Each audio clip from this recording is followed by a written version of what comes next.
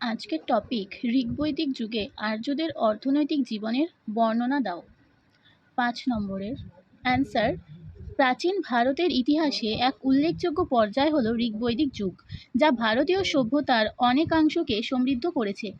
এই যুগের বিভিন্ন দিকগুলির মধ্যে এক প্রধানতম দিক হল ঋগ্বৈদিক যুগের অর্থনৈতিক জীবন, যার দ্বারা সেই সময়কার সমাজ, জীবনযাত্রার মান ও জীবনের মানদণ্ড নির্ধারণের বিষয়ে জানার ক্ষেত্রে অন্যতম সহায়ক প্রতিপন্ন হয়।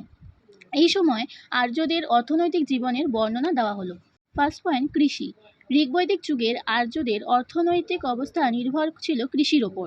প্রতিটি পরিবারে চাষের জন্য কৃষি জমি ছিল। কর্ষণ করা জমিকে ক্ষেত্র বা উর্বরা বলা হতো। অকর্ষণ জমিকে বলা হতো অকৃষি বল। জমি কর্ষণ করা হতো লাঙল দ্বারা। এছাড়াও দাত্র বা কাস্তে খনিত্র চাষের কাজে ব্যবহার হতো।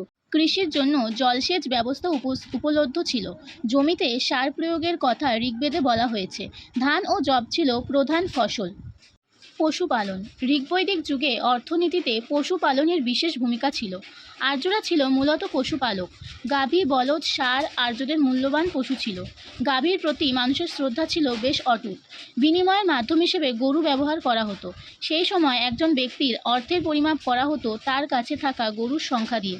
তাই অর্থনীতিতে গরুর ভূমিকা বেশ তাৎপর্যপূর্ণ ছিল। এই ঘোড়াকে যুদ্ধের প্রয়োজনে ব্যবহার করা হতো।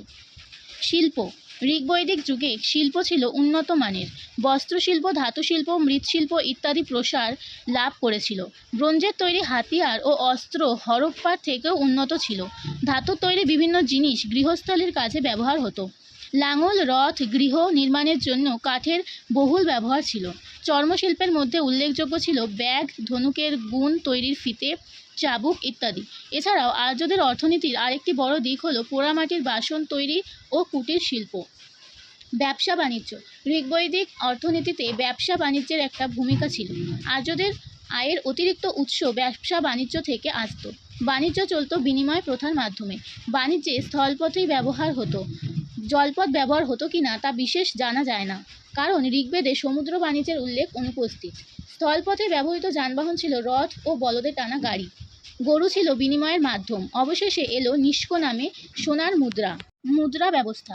ঋগ্বেদের যুগে ধাতব মুদ্রা প্রচলনের কথাও অনেকে বলেছেন, তবে তা নিয়ে বিতর্ক আছে। ঋগ্বেদে নিষ্ক নামে এক ধরনের স্বর্ণ মুদ্রার প্রচলন ছিল, কিন্তু এই মুদ্রার ওজন ও আকৃতির সমতা ছিল না। রৌপ্য মুদ্রা না থাকায় মুদ্রার সংখ্যা কম ছিল। এজন্য মুদ্রার দ্বারা ক্রয় বিক্রয়ের অসুবিধা দেখা দেয়। ঋগ্বেদে ঋণ দান ও গ্রহণের উল্লেখ আছে, কিন্তু এই দেওয়া নেওয়া চলত দ্রব্যের মাধ্যমে, সেখানে টাকা পয়সার ভূমিকা ছিল না। উপসংহার বা মূল্যায়ন। পরিশেষে বলা যায় যে উপরিউক্ত আলোচনার ভিত্তিতে ঋগ্বৈদিক যুগের অর্থনীতি অনেকাংশেই উজ্জ্বল ভবিষ্যতের দিককে নির্দেশ করেছিল। তবে সঠিক তথ্য প্রমাণ পাওয়া না গেলেও প্রাপ্ত তত্ত্বের ভিত্তিতে ঋগ্বৈদিক যুগের অর্থনীতির বিষয়ে অনেকাংশ ধারণা লাভ করা যায়, যা প্রাচীন ভারতের ইতিহাসকে সমৃদ্ধ করে।